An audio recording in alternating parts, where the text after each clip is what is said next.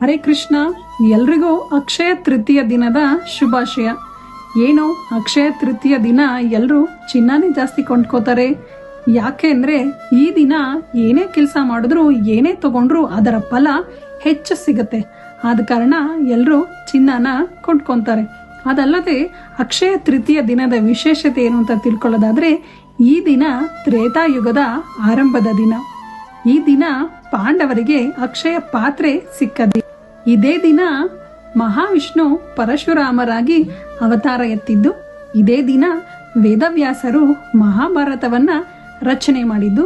ಇದೇ ದಿನ ಗಂಗೆ ಶಿವನ ಜಟೆಯಿಂದ ಧರೆಗೆ ಬಂದಿದ್ದು. ಇದೇ ದಿನ ಶಂಕರಾಚಾರ್ಯರು ಕನಕದಾರ ಸ್ತೋತ್ರವನ್ನ ರಚನೆ ಮಾಡಿದ್ದು.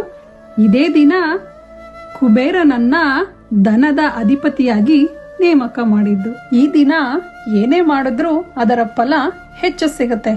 ಆದ ಕಾರಣ ಆದಷ್ಟು ದಾನ ಧರ್ಮಗಳನ್ನು ಮಾಡಿ, ಮತ್ತೆ ಎಷ್ಟು ಸಾಧ್ಯನೋ ಅಷ್ಟು ದೇವರ ನಾಮ ಜಪವನ್ನ ಮಾಡಿ.